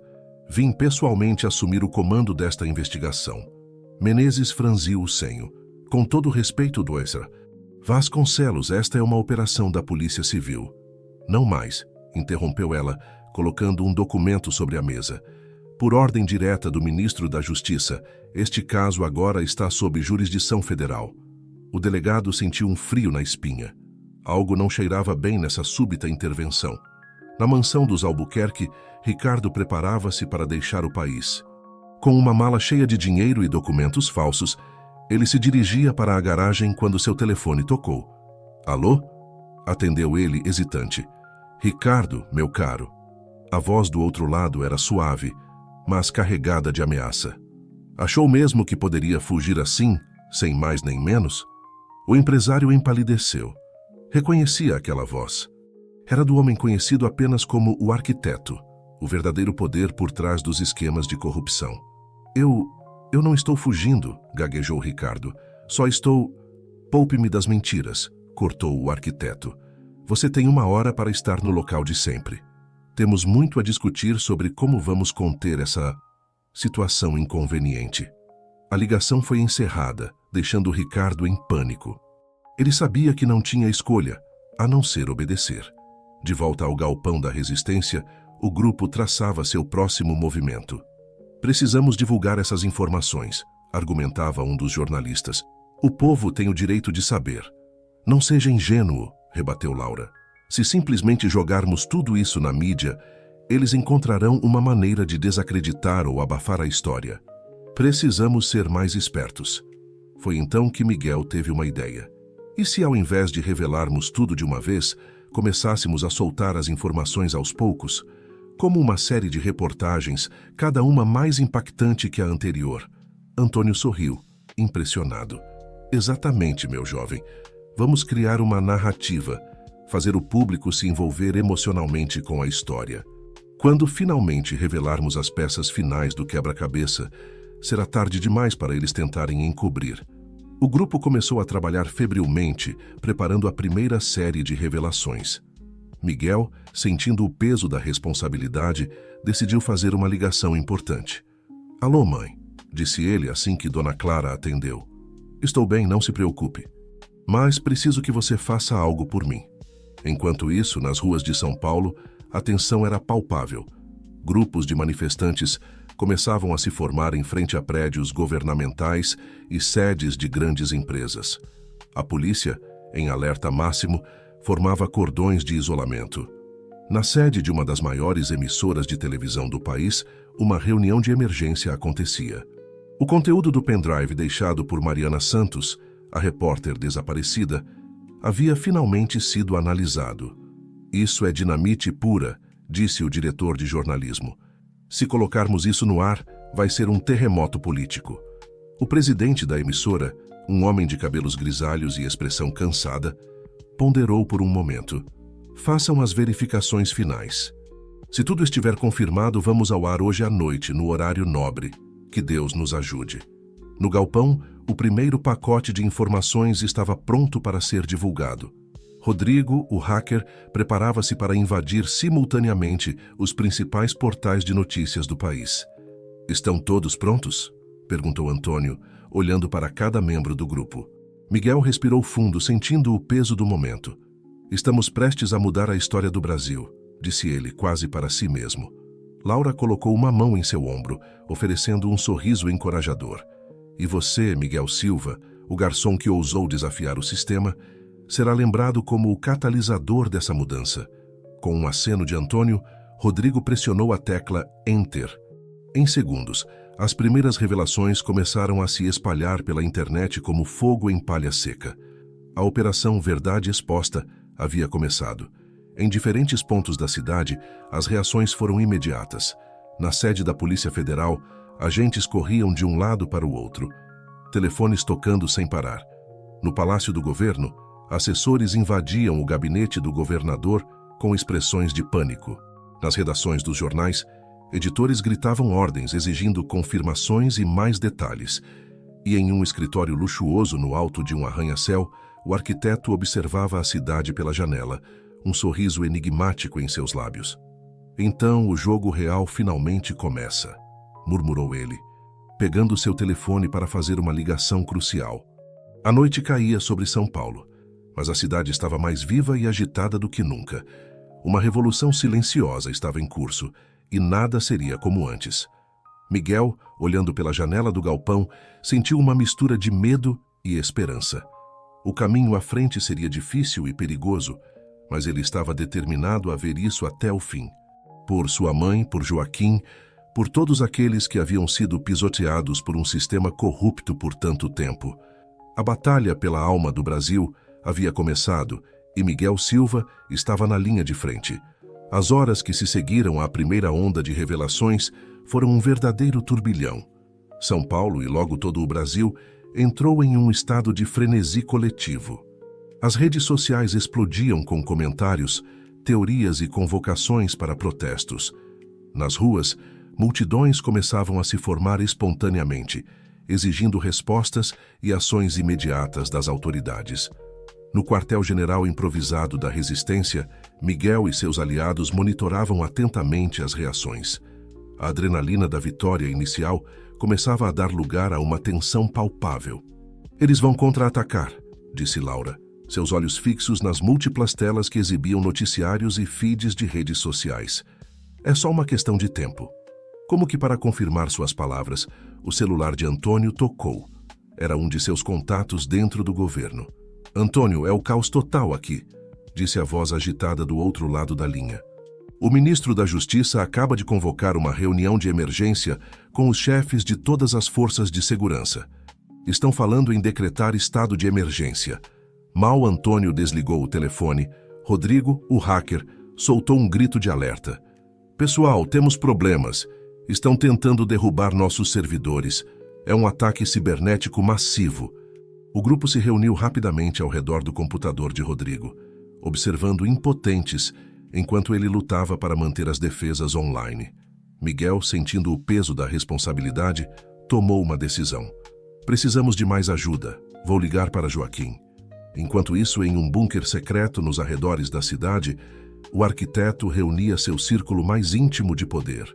"Senhores", começou ele, sua voz calma, contrastando com a atmosfera tensa da sala, "enfrentamos a maior ameaça à nossa organização desde sua fundação.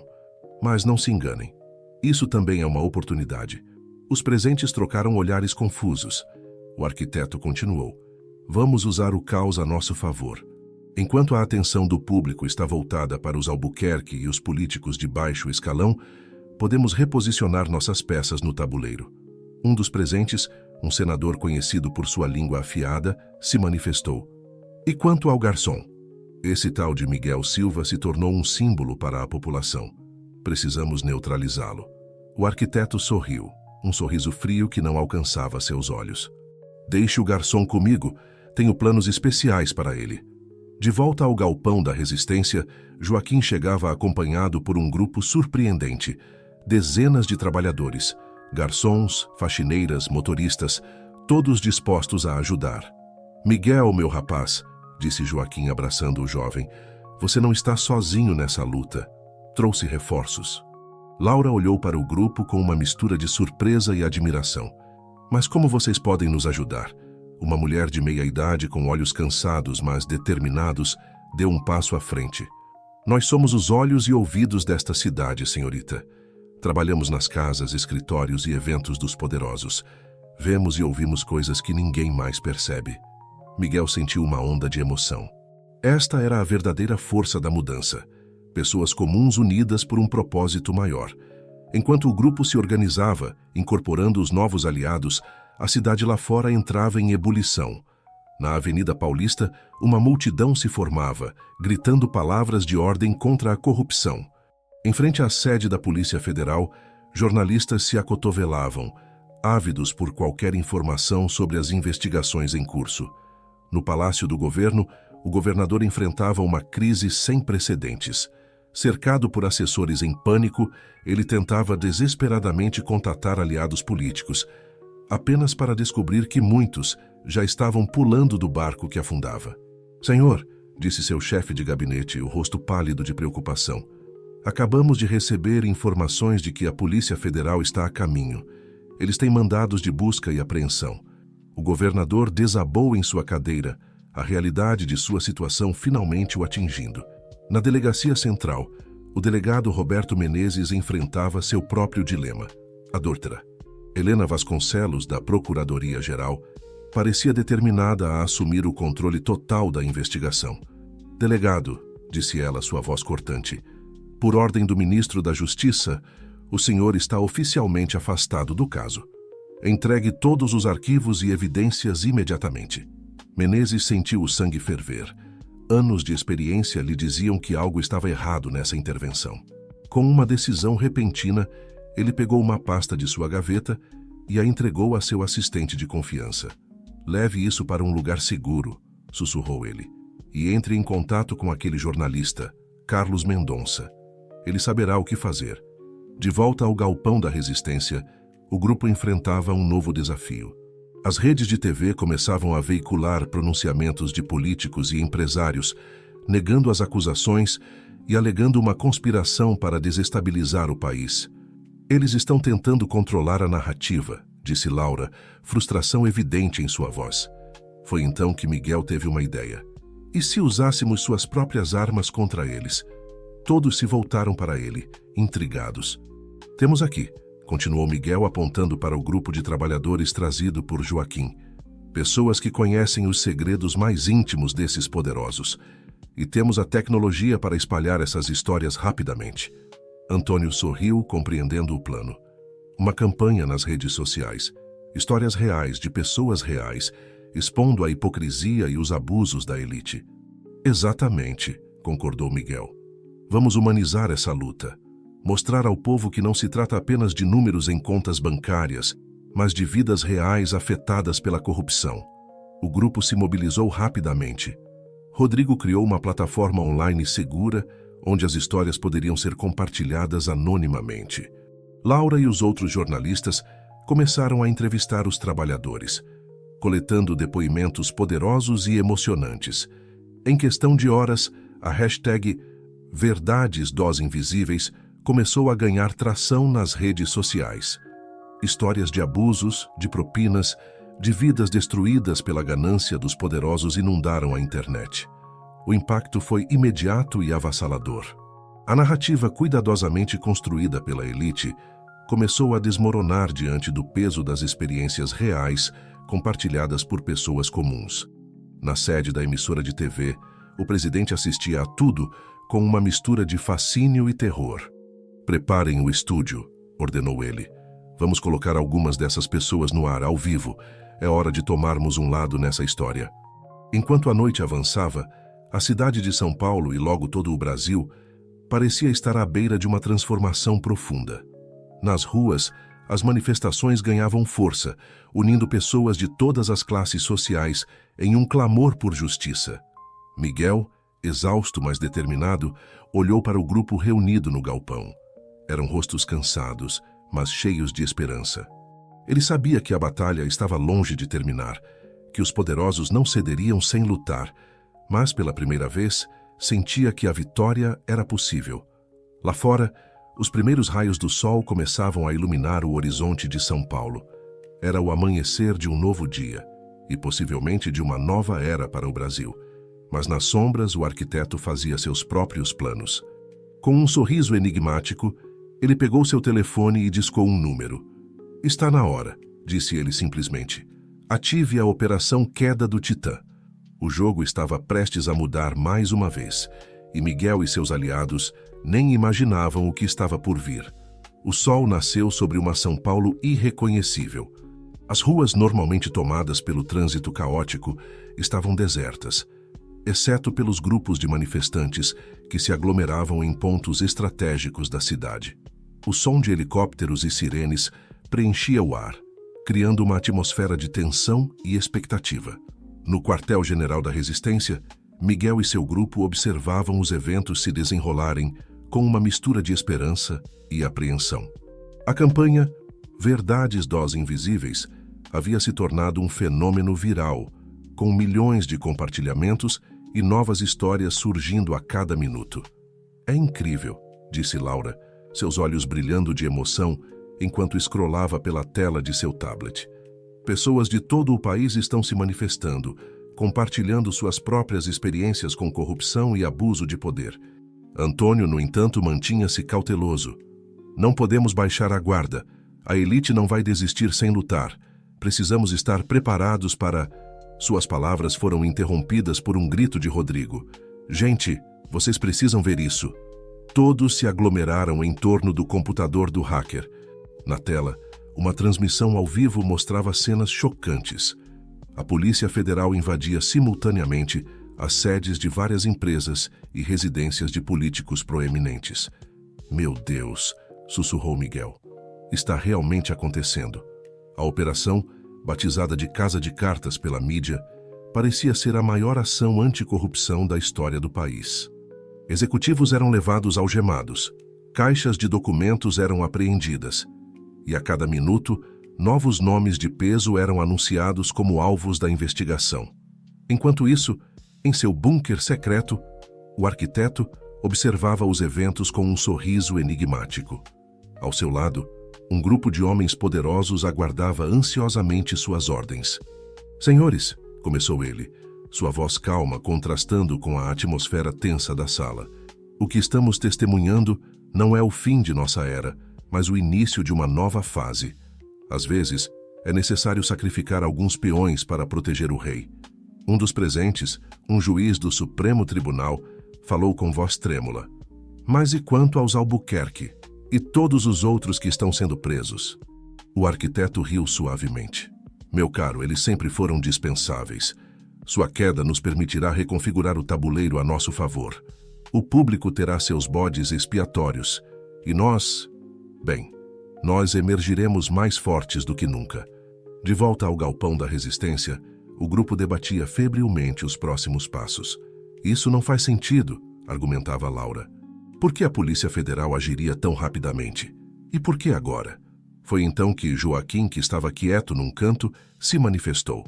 Talvez porque alguém muito poderoso quer que seja assim. Todos se viraram para o velho garçom, intrigados. Ao longo dos anos, continuou ele, aprendi que na alta sociedade nada acontece por acaso. Cada movimento é calculado, cada sacrifício tem um propósito maior. Miguel sentiu um arrepio percorrer sua espinha. Você acha que isso tudo pode ser parte de um plano maior? Antes que alguém pudesse responder, o celular de Miguel tocou. Era um número desconhecido. Com hesitação, ele atendeu. Miguel Silva, disse uma voz grave do outro lado. Aqui é o delegado Roberto Menezes. Precisamos conversar. É sobre sua segurança e sobre uma conspiração muito maior do que você imagina. O coração de Miguel acelerou. Como posso confiar em você? Você não pode, respondeu Menezes honestamente. Mas neste momento, sou provavelmente o único dentro do sistema que ainda está do seu lado. Encontre-me em 1 hora no Parque Trianon. Venha sozinho. A ligação foi encerrada, deixando Miguel em um dilema. É uma armadilha, declarou Laura imediatamente. Ou pode ser nossa única chance de entender o que realmente está acontecendo, rebateu Antônio. Após um intenso debate, foi decidido que Miguel iria ao encontro, mas não sozinho. Laura e 2 dos trabalhadores mais confiáveis de Joaquim o acompanhariam, mantendo distância para não serem notados. Enquanto isso, nas ruas de São Paulo, a situação se tornava cada vez mais volátil. As prisões de figuras públicas alimentavam a indignação popular, e os protestos ganhavam proporções inéditas. Em frente à Assembleia Legislativa, uma multidão de milhares exigia a renúncia em massa de todos os políticos. Na sede da maior emissora de TV do país, o diretor de jornalismo enfrentava seu próprio dilema. A pressão para cobrir os eventos era enorme, mas ele sabia que cada palavra transmitida poderia ter consequências imprevisíveis. Coloquem os depoimentos dos trabalhadores no ar, ordenou ele finalmente. É hora de darmos voz aos que nunca foram ouvidos. No palácio do governo, o caos reinava. O governador, cercado por assessores em pânico, tentava desesperadamente articular uma resposta à crise. Senhor, disse seu chefe de gabinete, o Ministério da Justiça está sugerindo a decretação de estado de emergência. O governador, seu rosto uma máscara de angústia, sabia que qualquer decisão que tomasse agora poderia selar seu destino político. À medida que a hora do encontro com Menezes se aproximava, Miguel sentia o peso do mundo sobre seus ombros. Ele havia iniciado tudo isso buscando justiça por uma humilhação pessoal e agora se via no centro de uma revolução nacional. Tome cuidado, disse Dona Clara, abraçando o filho antes dele partir. Lembre-se de quem você é e por que está fazendo isso. Miguel assentiu, sentindo-se simultaneously fortalecido e vulnerável pelo amor de sua mãe. O Parque Trianon, normalmente um oásis de tranquilidade no coração da Avenida Paulista, estava estranhamente deserto quando Miguel chegou. Ele avistou Menezes sentado em um banco, parecendo anos mais velho do que na última vez que o vira na TV. Miguel, disse o delegado levantando-se, obrigado por vir. Temos muito o que conversar e pouco tempo. Mas antes que pudessem trocar mais palavras, o som de tiros cortou o ar. Miguel sentiu alguém o puxando para o chão, enquanto gritos e mais tiros ecoavam pelo parque. Em questão de segundos, o mundo ao redor de Miguel se transformou em caos. Ele viu Laura correndo em sua direção, gritando algo que não conseguia ouvir. Menezes jazia no chão, sangue manchando sua camisa. Enquanto era arrastado para longe do local por Laura e os outros, Miguel teve um vislumbre de uma figura, observando tudo de longe. Por um breve momento, seus olhares se cruzaram, e Miguel sentiu um frio na espinha. Algo lhe dizia que havia acabado de ver o rosto do verdadeiro inimigo. A cidade explodiu em pânico com a notícia do atentado. Nas redes sociais, teorias da conspiração se espalhavam como fogo. Nas ruas, os protestos pacíficos davam lugar a confrontos violentos entre manifestantes e policiais. No bunker do arquiteto, o homem misterioso sorria satisfeito. A fase final começou, murmurou ele. Que o caos reine. Miguel, escondido em um novo local seguro com o que restava de seu grupo, tentava processar os eventos das últimas horas. Ele sabia que o jogo havia mudado drasticamente. A luta pela verdade e justiça acabara de se tornar uma batalha pela sobrevivência. Enquanto a noite caía sobre São Paulo, uma cidade à beira do colapso, Miguel Silva, o garçom que ousou desafiar o sistema, se preparava para o capítulo mais perigoso de sua jornada. A revolução que ele ajudara a iniciar estava prestes a entrar em sua fase mais crítica, e o destino de uma nação inteira pendia por um fio. A madrugada em São Paulo era um misto de silêncio tenso e caos intermitente. Sirenes cortavam o ar ocasionalmente, e o cheiro de fumaça pairava sobre a cidade. Nos bairros nobres, mansões estavam às escuras, seus proprietários tendo fugido ou se escondido. Nas periferias, as pessoas se reuniam em vigílias improvisadas, compartilhando informações e se preparando para o que viria a seguir. Em um pequeno apartamento no subúrbio, transformado às pressas em um novo esconderijo, Miguel e o que restava de seu grupo tentavam reagrupar e planejar seus próximos passos. Laura, com olheiras profundas e os cabelos desgrenhados, digitava furiosamente em seu laptop. O atentado contra Menezes está em todos os noticiários. Estão tentando culpar a resistência, dizendo que somos terroristas. Antônio, sentado em um canto com uma xícara de café frio nas mãos, balançou a cabeça. É claro que estão. Querem deslegitimar tudo o que fizemos até agora.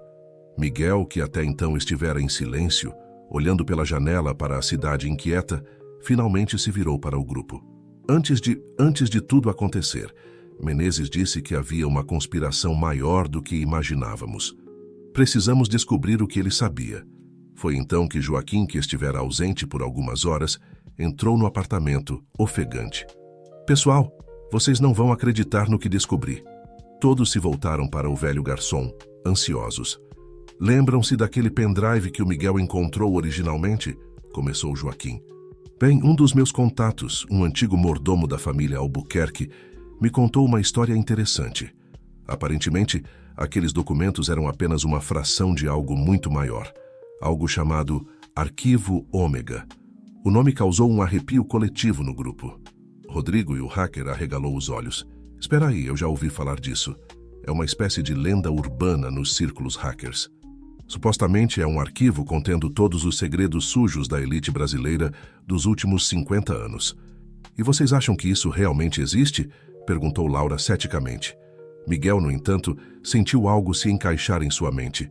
O homem que eu vi no parque observando o atentado Tenho quase certeza de que era ele quem Menezes ia me falar. Ele deve ser o guardião desse arquivo. Antônio se levantou, uma nova energia em seus movimentos. Se esse arquivo ômega existe, precisamos encontrá-lo.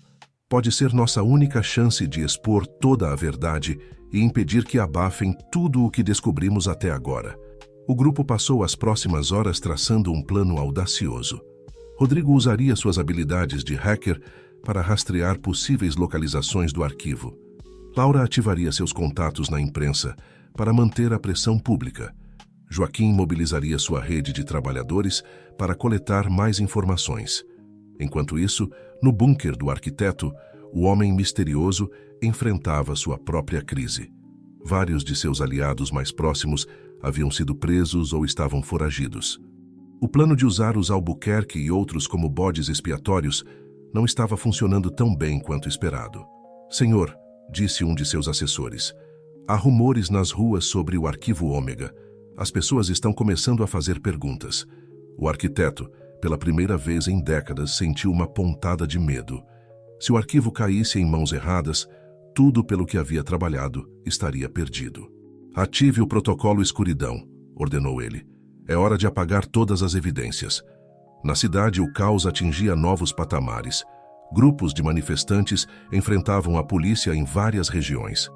A informação sobre o arquivo ômega havia vazado de alguma forma, alimentando ainda mais as teorias da conspiração e a sede por justiça. No apartamento esconderijo, Miguel recebia uma ligação inesperada. Era sua mãe, Dona Clara. Filho, disse ela, sua voz trêmula de emoção. Tem alguém aqui que quer falar com você. Alguém do seu passado. Intrigado e apreensivo, Miguel ouviu uma voz que não escutava há anos. Seu pai, que os havia abandonado quando Miguel era criança. Miguel, meu filho, disse a voz rouca do outro lado da linha. Há algo que você precisa saber. Sobre sua verdadeira origem, sobre o arquivo ômega e sobre o homem conhecido como o arquiteto. As revelações que se seguiram deixaram Miguel atordoado. Seu pai, explicou ele, havia sido parte da organização do arquiteto anos atrás, mas havia se arrependido e tentado expor tudo. Como resultado, foi forçado a fugir e se esconder, deixando sua família para trás para protegê-los. O arquivo ômega, continuou seu pai, está escondido no lugar mais óbvio e ao mesmo tempo mais improvável, no cofre principal do Banco Central, disfarçado como um simples dispositivo de backup. Com essa informação crucial, o grupo da resistência colocou em ação seu plano mais ousado até então. Enquanto Rodrigo trabalhava para invadir os sistemas de segurança do Banco Central, Laura preparava uma transmissão ao vivo que iria ao ar em todas as redes sociais e canais de TV simultaneamente. A cidade e logo todo o país assistiu atônita enquanto Miguel, acompanhado por um grupo diversificado de cidadãos comuns, garçons, faxineiras, professores, estudantes, marchava em direção ao Banco Central. Não somos criminosos, declarou Miguel, sua voz amplificada por milhares de celulares transmitindo ao vivo. Somos o povo brasileiro, exigindo transparência e justiça. O arquiteto, vendo seus planos desmoronarem, fez uma última tentativa desesperada de conter a situação. Ordenou que todas as forças policiais impedissem a marcha a qualquer custo. No entanto, algo extraordinário aconteceu. Policiais, tocados pelas histórias e pela determinação dos manifestantes, começaram a baixar suas armas e se juntar à marcha. Era uma cena que ficaria gravada na memória coletiva da nação.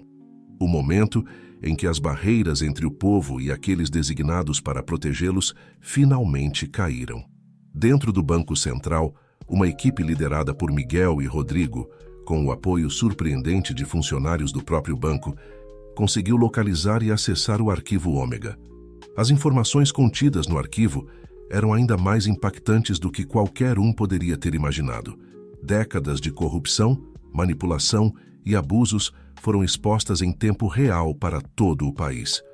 O arquiteto, vendo seu império de sombras desmoronar, tentou fugir, apenas para ser cercado por uma multidão de cidadãos comuns, liderados por ninguém menos que Joaquim. Nas semanas que se seguiram, o Brasil passou por uma transformação profunda.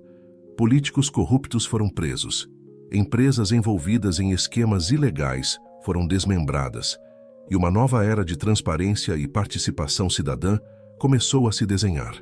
Miguel, agora reconhecido nacionalmente como um símbolo de coragem e integridade, recusou ofertas de cargos políticos. Em vez disso, ele escolheu usar sua nova plataforma para continuar lutando por justiça social e igualdade. "Nossa luta não termina aqui", declarou ele em um discurso emocionado para uma multidão na Avenida Paulista. "Este é apenas o começo de um novo capítulo para nosso país. Um capítulo que escreveremos juntos, como iguais." Enquanto o sol se punha sobre uma São Paulo transformada, Miguel abraçou sua mãe e seu pai recém-reconciliado. Ao seu lado estavam Laura, Antônio, Joaquim e todos aqueles que haviam arriscado tudo pela verdade. O Brasil ainda tinha um longo caminho pela frente, mas pela primeira vez em muito tempo, havia uma sensação genuína de esperança no ar. A revolução iniciada por um simples garçom havia se tornado o catalisador para uma mudança nacional, provando que, quando unidos, o povo tem o poder de reescrever seu próprio destino. E assim, enquanto as luzes da cidade brilhavam contra o céu noturno, Miguel Silva, o improvável herói desta saga, olhou para o futuro com determinação renovada. A jornada havia sido longa e perigosa, mas o amanhecer de uma nova era finalmente havia chegado.